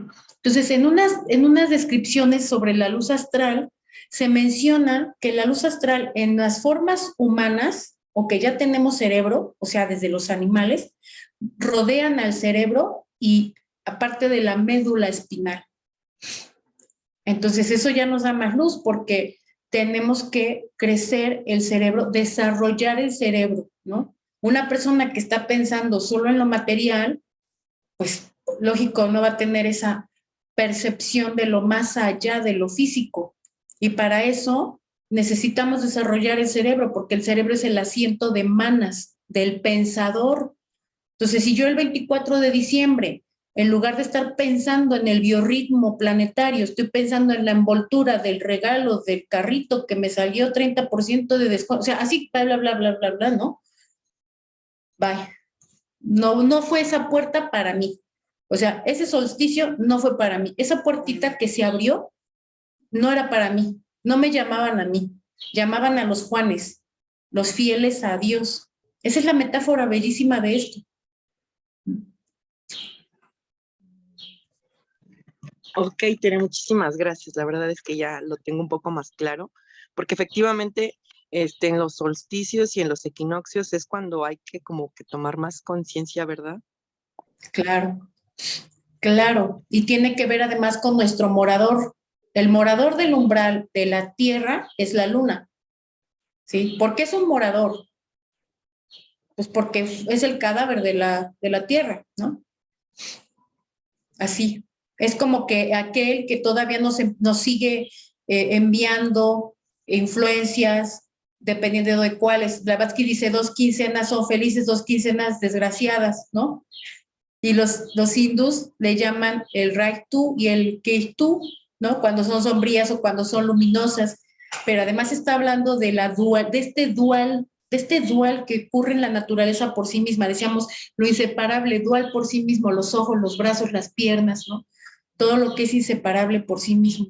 A lo mejor ni lo habíamos reflexionado, a lo mejor la primera vez que lo escuchamos, pero cuando Blavatsky lo occidentaliza tiene que decir quincena, pero una quincena son 2 semanas, ¿no? Gracias, Rubí. A ti, Tere. Bueno, pues adelante, Milce. Sí, buenas noches. En realidad, te quiero agradecer porque por todo el esfuerzo que hiciste en hacer esta presentación. No tengo ninguna pregunta, pero en agradecimiento me gustaría leerte un poema de José Martí, que dice: cultivo una rosa blanca en junio como en enero, para el amigo sincero que me da su mano franca, y para el cruel que me arranca el corazón con que vivo, cardo mi urtiga cultivo, cultivo la rosa blanca. Realmente te lo mereces. Muchísimas gracias. Muchas gracias a ti, Miss. Ese poema es súper significativo, ¿no? Y además de José Martí, que tenía la mirada puesta en la juventud. O sea, su meta de él era enseñar a los jóvenes. Por eso me pareció oportuno. Gracias. Muy bello, muchas gracias. Muchas gracias. Pues sí. Bueno, Tere, mucho que aprender de ti, aprender de los conocimientos y seguridad. Gracias infinitas. Es Nachi, te manda un abrazo, Nachi. Ella es de la Logia Tonanzi. Muchas gracias, Nachi. Gracias, Nachi. Gracias a ti. Sí. Leonor, ¿tienes algún comentario? Pues como todos, yo creo que nos quedamos como en silencio y mudos, sin saber todavía digerir todos los conocimientos que nos dio esta Tere Ayala, a lo que da. La verdad, Tere, siempre me impactan tus conocimientos. O sea, eres muy estudiosa, muy admirable. De verdad, me encantas, Tere. Gracias a ti, gracias a ti. La verdad es que yo aprecio mucho porque nosotros siempre estamos a favor del método de arrastre y cuando nos invitan a alguna charla, ustedes nos arrastran, ustedes nos jalan, nos dan temas, o sea, este tema fue la verdad yo creo que todo intuición de Mari porque es muy fuerte. Es un tema muy fuerte. Muchas veces muchos entramos a las escuelas de ocultismo porque pensamos en esta renuncia, ¿no? En parar la rueda del samsara. Pero la realidad es que cuando empezamos a encontrar cómo hacerlo, nos da miedo renunciar, porque no es algo que cualquiera puede hacer. Es solo para esos fieles. Esa es una metáfora fuertísima. O sea, si tan solo lograr estos adeptos del Nazareno costó que él encontrara a sus discípulos y entre sus discípulos toda la mecánica que se desarrolla, la traición, la mentira, la negación, o sea, ¿y a quién se lo hicieron, no? ¿A quién se lo hicieron? Esa es la cuestión. Entonces, nosotros tenemos que intentar dar pasos firmes para no quedar mal, para no quedarnos mal, ¿no? A la naturaleza misma, no quedarle mal. Somos un recurso en el que se invierte mucho, se invirtió para los reinos elementales, minerales, animales, estamos en el reino humano y ¿cómo vamos a regresar toda esa inversión? Entonces sí hay mucho que reflexionar. Gracias. Gracias, Tere. Yo considero, no sé cómo lo ve Leonor, que después de estas pláticas que da pues Rafa, que da Tere, que da Leonor, con el tema de las leyes, debería de haber un estudio posterior para ir descifrando lo que quisieron decir, porque 2 horas no ajustan. Entonces yo considero que deberían ser como que una plática, lo que es la exposición del tema y otro espacio para lo que son traducciones o interpretaciones sobre el tema, para que no nos quedemos tan cortos en cuanto a nuestras, a cómo estamos recibiendo esta información. A mí me encantaría eso, porque Sí, es Apoyo, como que, apoyo. sí, ¿verdad, Salomón? Porque es como que lo que quiso decir Tere es esto. Creo que así podría ser. Bueno, no sé, un hermano, una hermana estaba Que dé la levantando. plática, Salomón. Sí, Con todo susto. No con todo el gusto, sino con todo el susto. y yo Sí, creo que sí. Bueno, pues vamos a darle espacio a nuestro hermano Marco Laguna, por favor. Gracias, buenas noches. ¿Se escucha, no? Sí. Ya, gracias. Bueno, lamentablemente me estuve en la confusión con la hora insultable, pero interesante todo lo que estaban conversando, ¿no? Y mucho aprendizaje y muchas gracias, Tere, por ello. Al respecto, esto, muy interesante lo que tú decías, que cuando uno inicia o avanza en el trabajo o está comenzando al final, pones el ejemplo de Jesucristo y cómo le traicionan, todo ese tipo de reacciones. Y me pongo a pensar aquí en el tema de las razas, la lemuriana, el Atlante, y cómo cambia el proceso evolutivo. Pero cuando hablamos de las constelaciones, los signos zodiacales, estamos hablando de 12 meses aproximadamente, 12 signos. Entonces, los cambios, bueno, no sé qué relación en realidad existe en el tema de las razas versus el tema de constelaciones.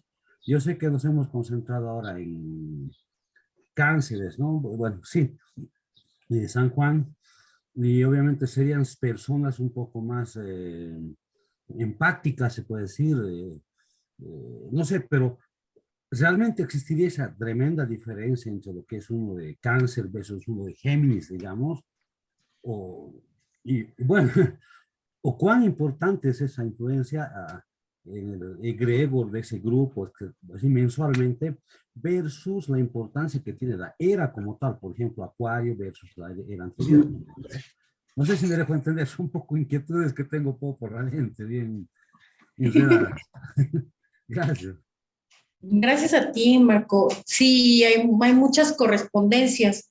Lo que pasa es que el universo manifestado, tan solo el manifestado, es decir, lo que tiene que ver con Prakriti, o sea, el plano más denso, ya platicamos que hay 7 planos de manifestación, o 6, y uno que circunda estos 6, ¿no? Que es como la capa más exterior de esta manifestación, o sea, está contenida en el espacio.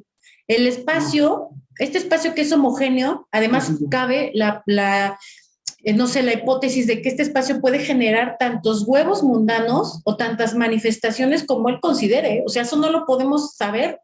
Algo bien interesante es que en este libro de comentarios a la doctrina secreta, a Blavatsky le preguntan sobre el Sol y le preguntan sobre otros sistemas solares y ella dice, momento, lo que se nos ha revelado tiene que ver con nuestro sistema solar, de lo demás, ahí lo vamos a dejar, ¿no? Entonces,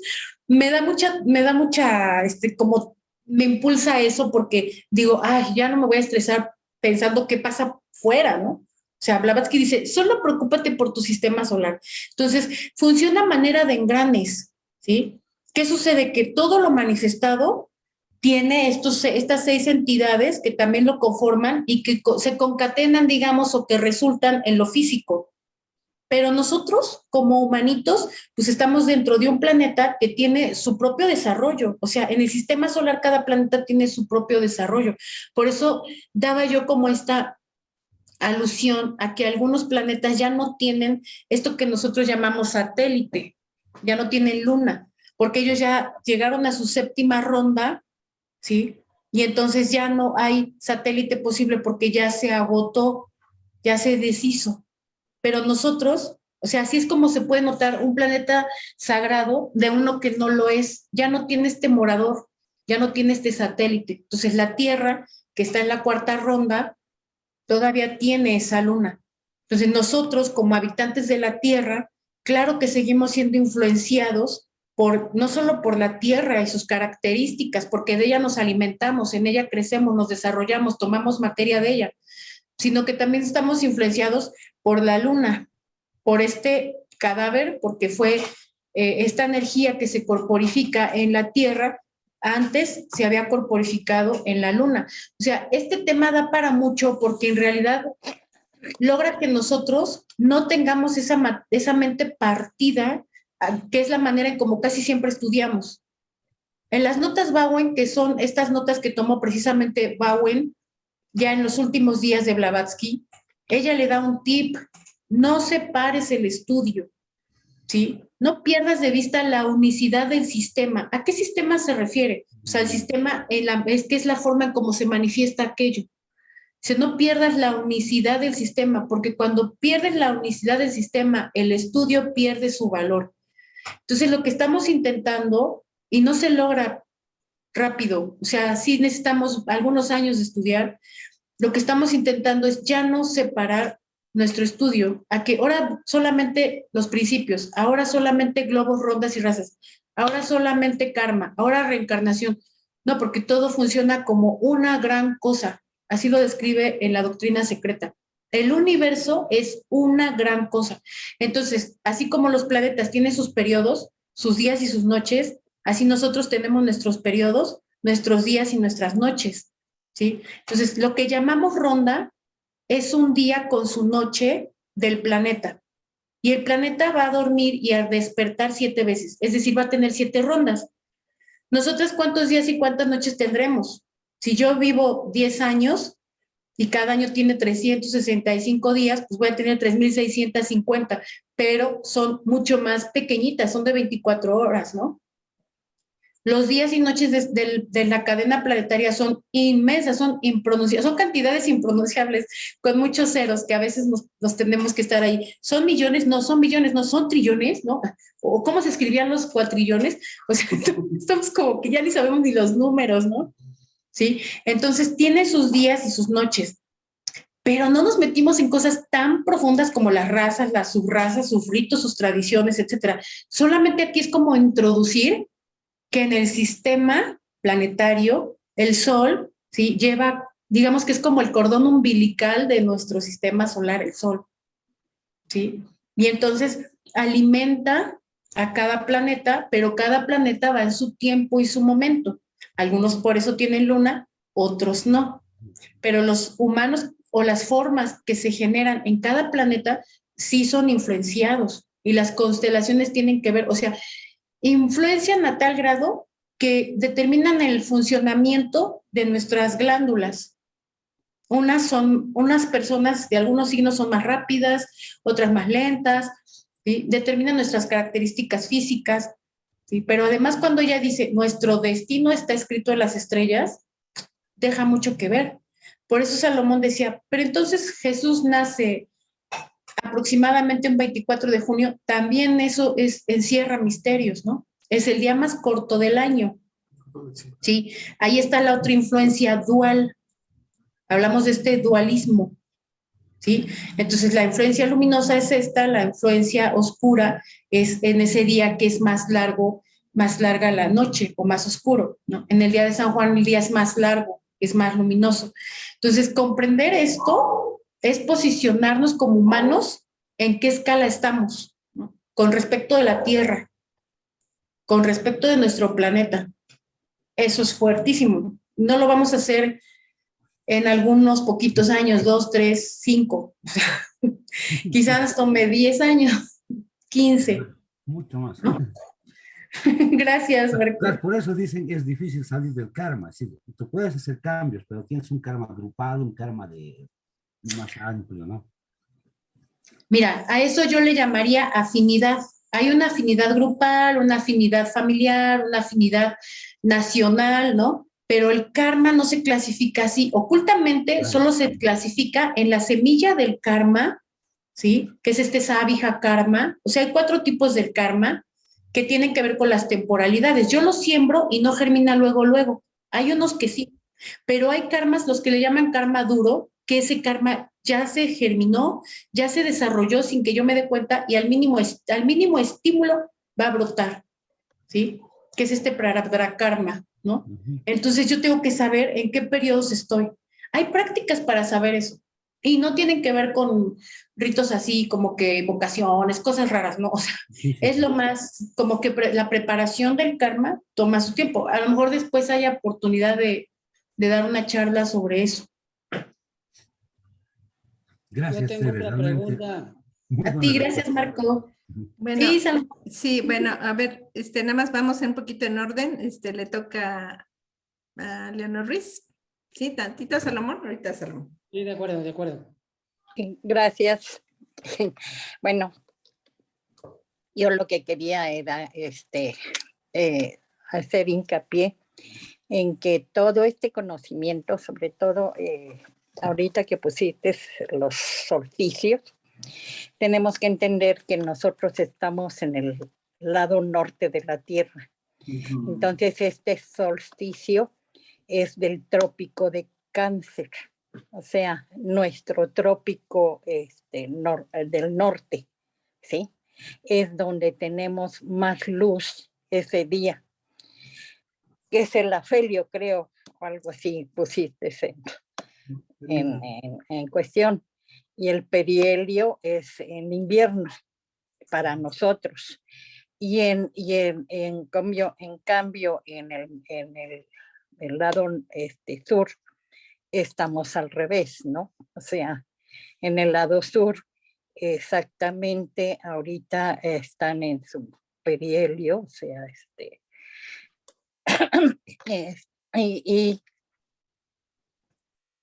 o están en su afelio, no sé, allí es donde no, pero ellos están teniendo los rayos del sol oblicuos, ¿no? En este momento, ¿sí? En el lado sur.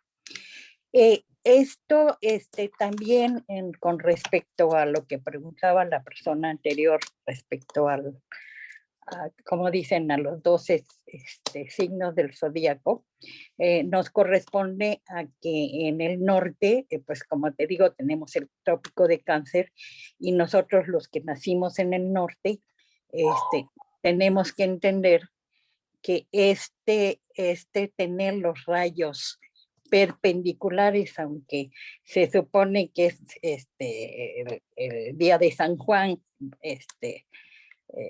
el día de San Juan, que es cuando empieza a llover, o sea, sería como como dicen, un bautismo de agua, pero no es un bautismo de agua, es un bautismo de fuego. ¿Por qué? Porque tenemos los rayos más directos del sol, ¿sí?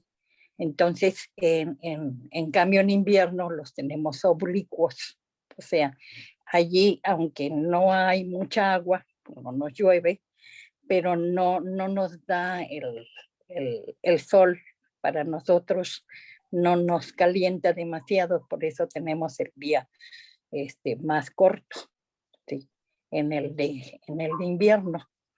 Entonces, yo considero que si nosotros necesitamos conocer que vivimos en la Tierra y necesitamos conocer a la Tierra, tenemos que dejar a un lado lo que ya está muerto, vamos a decir, que sería la luna, ¿sí? Y tomar en cuenta que nosotros tenemos la mente gracias a los pitris solares. Tenemos el cuerpo gracias a los pitris lunares, pero en esto entra la ley de reencarnación y la ley de karma.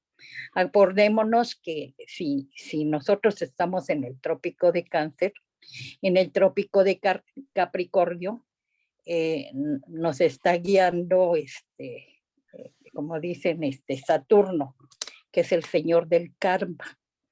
Entonces, si nos ponemos a ver esa ubicuidad en el cual, teniendo los rayos del sol del lado opuesto está nos está guiando el señor del karma, ¿no? Y es donde nosotros tendríamos que tener esa fuerza para enfrentar a lo que nos estamos enseñando al mundo, porque está Capricornio, y en Capricornio se supone que es lo que enfrentamos al mundo, es nuestro éxito, vamos a decir.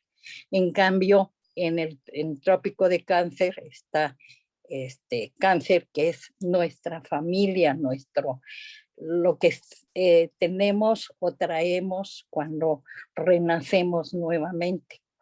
Entonces, esto es, vamos a decir, es un conocimiento de sí mismo.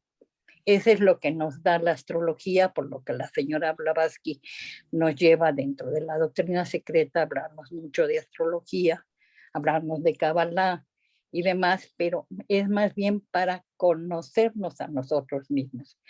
Todo esto que nos está marcando el camino de la Tierra alrededor del Sol, y cuando nos acercamos más al Sol o nos retiramos más del Sol, es nada más para saber que nosotros tenemos que tener más interiorización para poder sacar de nosotros esa intuición o ese conocimiento interno que nos da nuestro ser superior o nuestro maestro o nuestro gurú propio, para poder llevarlo a cabo en todo este conocimiento, que es lo que venimos a hacer con la ley de evolución, que venimos con la ley del karma y con todas las leyes que nos dice la señora Blavatsky que tenemos que llevar y que a las que nos tenemos que apegar y que tenemos que tener. No sé qué tú pienses, pero eso es lo que yo entiendo. Sí, gracias, Leonor, muchas gracias. Es que justo lo último que acabas de comentar, el perihelio es el momento en que tenemos, entre comillas, tenemos más probabilidades de recibir este bautismo por el fuego, ¿sí? Digamos que se abre esta posibilidad porque estamos más cercanos a él, pero no todos podemos ser bautizados por el fuego, dado que no tenemos el conocimiento que se necesita o la capacidad. O sea, el conocimiento hablamos, ya sabemos, de la Jnana Yoga, ¿no? O sea, no es un conocimiento cualquiera, posee esa lámina donde se habla de las vidyas. Vidya es conocimiento, ¿no? Entonces, hay niveles de conocimiento. Lo que nosotros hacemos cuando estudiamos teosofía es precisamente ir puliendo el conocimiento que adquirimos, y no es un conocimiento superficial. Estudiar teosofía es saber la ruta que debemos tomar, esa ruta que ya vivieron estos rishis, estos videntes, estos hombres de la tradición, ¿no? En esa línea de la tradición que viene desde la Aryabharta, que pasa por los cabalistas, que pasa por los platónicos, los neoplatónicos, llega a los gnósticos, etcétera, ¿no? Entonces a nosotros nos llega de la tradición occidental, que es precisamente Blavatsky, pero con esa línea de la tradición nosotros podemos movernos y buscar a otros que han escrito sobre esto. Entonces abre la posibilidad, sí, el Sol está más cercano de la Tierra y por lo tanto la influencia de la Luna es menor.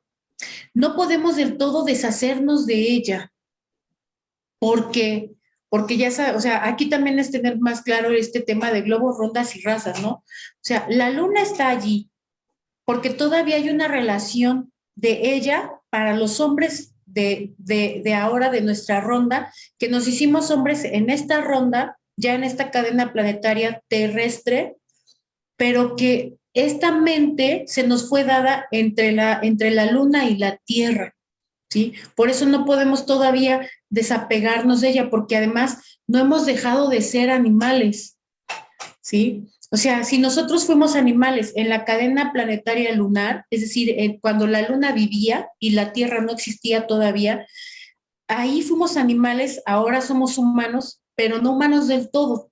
Nuestro cerebro es la muestra.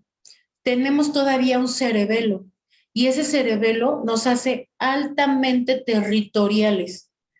El territorio en los animales funciona bien diferente de los humanos. El territorio de los animales, básicamente, en algunos, los domesticados, o sea, imaginemos, los domesticados, su territorio es su plato de comida, su casa y quizás su amo. Pero en el territorio humano, dependiendo si es mujer o es hombre, el territorio también es el trabajo, los empleados, los dineros, el auto, los hijos, las vidas de sus hijos. Hay quienes incluyen a sus nueras, ¿no? O sea, a todos. O sea, el territorio es grandísimo. Entonces, nuestra territorialidad, que debiera ser biológica o muy básica como los animales, ahora es muy compleja, porque no hemos dejado de ser animales, pero también somos humanos. Entonces, gracias a que nuestro cerebro no está tan desarrollado todavía, por eso es que hay esa relación tan fuerte con la luna, porque apenas en la luna fuimos animales, ¿no? ¿Cómo desarrollamos entonces ahora el cerebro? ¿Cómo le hacemos? Muchos hablan de la meditación, pero meditación sin renuncia no es meditación. Meditación sin desterritorialización no es meditación. Si yo la meditación voy a tomarla como más territorio, mi tapete de yoga, mi veladora, mis cajas de incienso, o sea, voy en sentido contrario. La meditación se entiende como renuncia, como no acumular, como quitar, deshacerme de territorio. ¿Sí? Pero primero me tuve que haber aferrado a un territorio. Entonces, esa puerta, esa posibilidad, claro que se abre, aunque no todos recibimos el bautismo del fuego. Por eso Juan, en este texto de Blavatsky, le dice a Jesús, o sea, ni siquiera Juan le pudo dar el bautismo por el fuego a Jesús. Dice, para eso necesitas otros procedimientos, ¿no? Y es como el relevo, Jesús. O sea, yo hice lo que pude, ahora tú vas a hacer más, ¿no?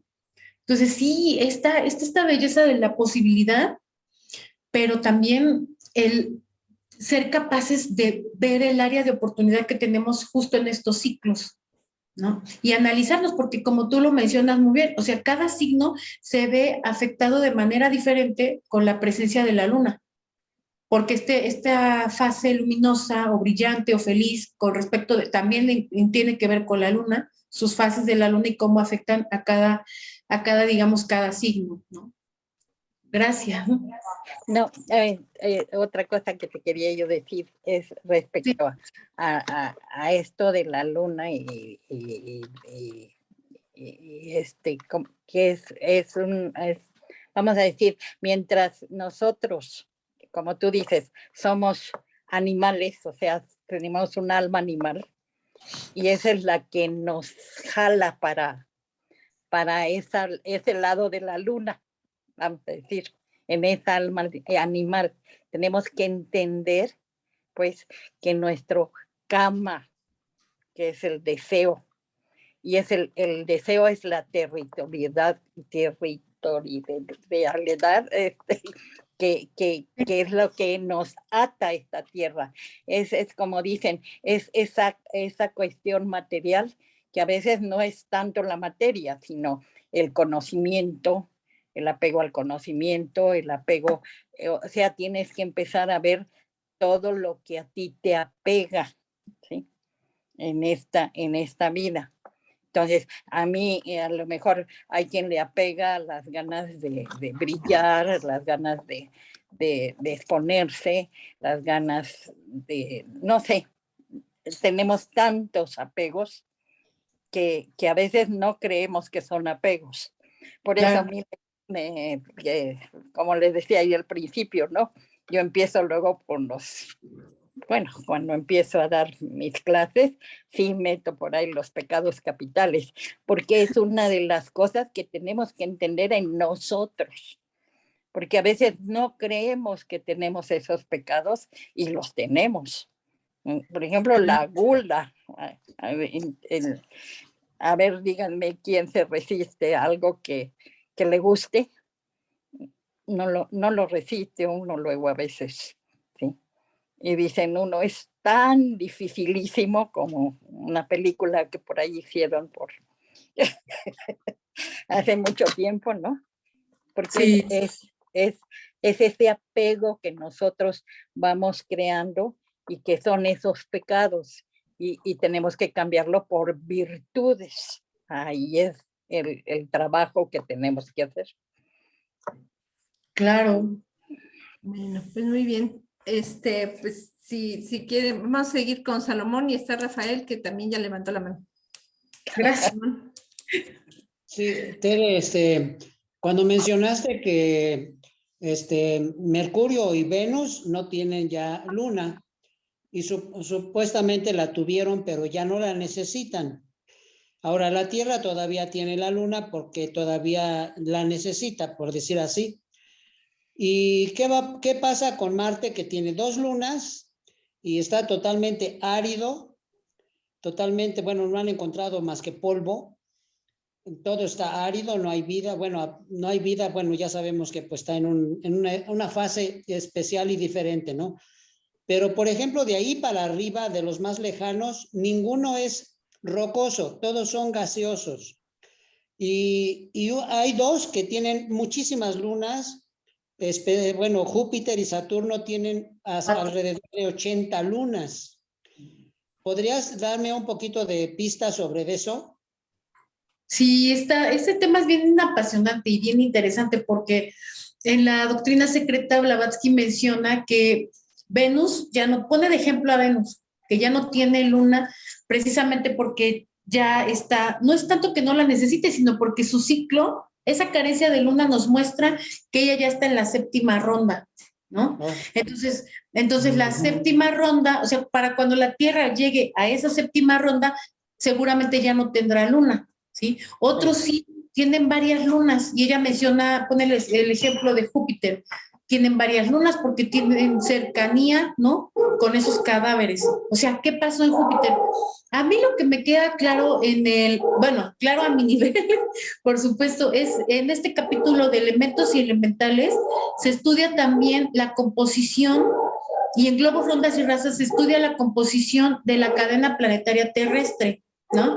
Entonces, ¿qué significa esto? Que la cadena planetaria, o sea, que nuestro planeta también es septenario y que tiene estos 7 componentes o estas 7 entidades, y ahí tú puedes ir haciendo como a manera de ejercicio la correspondencia de cada principio con cada reino. Entonces, cuando ahí se menciona que la humanidad es el principio búdico de la Tierra, ¿sí? Ya nos dice mucho. Primero, porque nos está diciendo que todo en la naturaleza es septenario y lo estamos corroborando también con el planeta, ¿sí? Entonces, cada principio de la Tierra está representado por uno de los reinos. Eso como manera de ejercicio lo podemos estudiar cada quien ya con tiempo y empezar a posicionarlos. Pero, ¿qué significa esto? Que en el sistema solar lo más seguro es que cada planeta representa también a una de las 7 entidades, ¿sí? Podemos hacer una analogía, podemos intentar acomodar, nos faltan piezas, claro, por eso Blavatsky dice que se pudo dar en la doctrina secreta solo aquello que éramos capaces de comprender, ¿sí? O sea, no se lucubra más allá, no se hipotetiza más allá, o sea, sí es difícil hacer esto, pero podemos hacer una mini réplica. Ahora, también se entiende que la Tierra, aquí va el otro tema del tiempo, la Tierra se puede hipotetizar que está en uno de los 7 vehículos que va a utilizar para hacerse un planeta sagrado, porque si la Tierra tuvo un cuerpo anterior, la corriente de vida que forma ahora la Tierra tuvo un cuerpo anterior que fue la Luna, ¿sí? Entonces, ¿cuántos planetas ha abandonado? Nosotros pensamos que la Tierra está justamente a la mitad, todavía no es un planeta trascendido, entonces le faltan todavía otras cadenas planetarias. Y para entender esto, sirve este esquema que aparece en la doctrina secreta y que también aparece en el tema de Jeffrey Farthing de globos, rondas y razas, cuando se habla de los globos, ¿sí? Ahí con algunas relecturas podemos entenderlo mejor, porque a veces nos confundimos cuando ella utiliza el término globo y cadena planetaria y después sustituye el de cadena planetaria y sigue usando el de globo, ¿sí? Entonces, pero haciendo relecturas lo podemos hacer. Entonces, no solamente es la septenariedad, porque ahí hay otro término bien interesante, ¿no? Nos decía también Leonor, la ubicuidad. La ubicuidad es este concepto de la simultaneidad, ¿no? De que el espíritu es en todos los reinos, en todas las formas, en todos los sistemas solares, en todos los planetas, en todos los humanos, en todos los animales, los vegetales, los minerales, ¿no? Esta simultaneidad, esta ubicuidad, ¿sí? Pero aquí el término de septenaridad, ¿no? En que entonces la Tierra forma uno de esas 7 cadenas planetarias en su particularidad, pero también forma a la vez uno de esos 7 elementos o planos o principios o entidades con respecto del sistema solar. Está muy bueno el tema, la verdad es que sí le tenemos que dar varias repasadas, ¿no? Gracias, Tere, muy amable. A ti, gracias, Salomón. Gracias, Salomón. Rafa. Acá está. Así está bien, porque tú no tengo, sí, yo me voy a regresar un poquito a algo que se comentó y tengo una duda, a ver qué nos puedes comentar. Comentabas que los Mahatmas, bueno, ya no pasan por Kamaloka en los estados post-mortem y no van a Devachan. ¿Por qué? Porque tienen obviamente otras fases después de que desencarnan y ya luego nacen, ¿no? Pero si ellos tienen cuerpo físico, obviamente pues tienen un cuerpo que está hecho de materia prakriti. Sí. Entonces, ¿cómo es que no tienen ellos deseos, pasiones? O sea, entonces no tienen cama, o cómo se explica esto, ¿cuál es el comentario que nos puedes hacer al respecto? Porque cama es un principio, recordemos, o sea, por eso lo pregunto. Sí. Sí, está buena la pregunta. Siempre pensamos como que la personalidad es mala, ¿no? Pero en realidad la personalidad pues solamente es un instrumento para que esa tríada primordial se exprese, ¿no? Entonces decimos esa raíz etimológica de personalidad que es personare, para que suene, para que se exprese. A diferencia de los Mahatmas, en el reino, digamos, humano, o sea, todavía humano como el nuestro, no solo tenemos personalidad, a veces se crea una falsa personalidad, que no es lo mismo que la sombra. Ya cuando lo analizamos muy profundamente, no es lo mismo, porque la sombra es como un nivel del inconsciente donde arrojamos aquello que no podemos gestionar, ¿no? O sea, un ejemplo sería como un niño que llega al colegio, su mamá lo lleva a los 3 años, o peor aún a la guardería, ¿no? Lo van a dejar a la guardería. Los niños son muy instintivos, son olfativos y entonces de repente dejan de oler a la mamá, empiezan a llorar porque lo primero que experimentan es me abandonaron. Y entonces el niño asocia el olor de la madre con el alimento y entonces instintivamente para él la experiencia es prácticamente de muerte, ¿no? Entonces no hay que hacer eso con los niños. Yo sé que es muy difícil en esta sociedad, pero eso no se hace, ¿no? Entonces, ¿qué pasa? Esta cosa que se manda a la sombra porque no lo puede gestionar, no tiene la capacidad de hacerlo porque es un bebé, después crece y quizás sí ya tiene la capacidad y lo supera. Pero si el niño dramatiza de más, ¿por qué me abandonaste? Y se va de ese hecho a los reproches, a la culpa a los padres, por ustedes soy adicto, por ustedes tal o cual cosa, por culpa de ustedes, porque no me dieron tal y tal. Eso ya no es sombra, eso es falsa personalidad. O sea, crea como la mayoría de humanos creamos una especie de costra alrededor de esa personalidad, ¿sí? Entonces, de eso es de lo que carecen esos que ya están más adelantados. Aquellos, Mahatma se traduce como gran alma, ¿sí? Entonces ya no tienen esa falsa personalidad, ni la crean, ni se interesan por ello. De lo que hay que deshacerse en este bardo es precisamente de esa falsa personalidad, de esas costras, ¿sí? Porque sí, vendrá otra personalidad, otro para que sueñe o para que se exprese aquella tríada primordial. Son conceptos que poco a poco uno los tiene que ir perfilando un poquito más, ¿no? Ok, gracias. No sé si más o menos. No, sí, gracias. Gracias. Sí, pues muchas gracias, Tere. Bueno, pues ya son las 8, más. La verdad, ya para mucho el tema, yo creo que como bien dice esta María Elena, pues, pues hay que todavía, pues trabajarlo, ¿no? Porque sí es mucho, ¿eh? O sea, pareciera como que no, pero sí nos deja mucho que analizar. Muchas gracias, Tere, de veras, todo estuvo muy bien, como siempre expones, bien, aquí, Lucila dice que lamenta que su internet está fallando, bueno, muchas gracias. Peri Fernández, de acuerdo, Tere, qué bonita explicación. Esta Lucila nos invita a la OTS el día de mañana, aquí están los datos para que a las 6 de la tarde, con 15 minutos antes, estén, ¿no? Por favor. También Jerry Fernández, que así es muy difícil identificar los apegos. Yo diría que hasta esconden ya cuando uno cree que está haciendo algo, ¿no? Resulta que si mira más al fondo hay otro apego ejecutándose. Ciertamente. Entonces, Esther Muñoz también igual te felicita. Muchas gracias. Y, Gracias. y bueno, pues ya sabes, Tere, todos somos fan.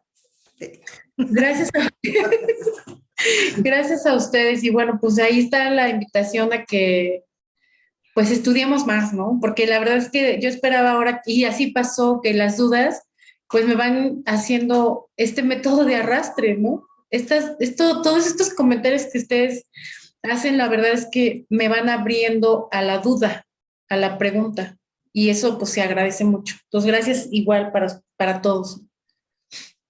Muchas gracias. Pues Gracias, ¿eh? ahí está. Nadia. Gracias. Pues más gracias a todos. Y Gracias. pues, ya saben, la próxima semana, pues nos estamos viendo por aquí. Si no hay más que decir, o no sé, algún comentario más.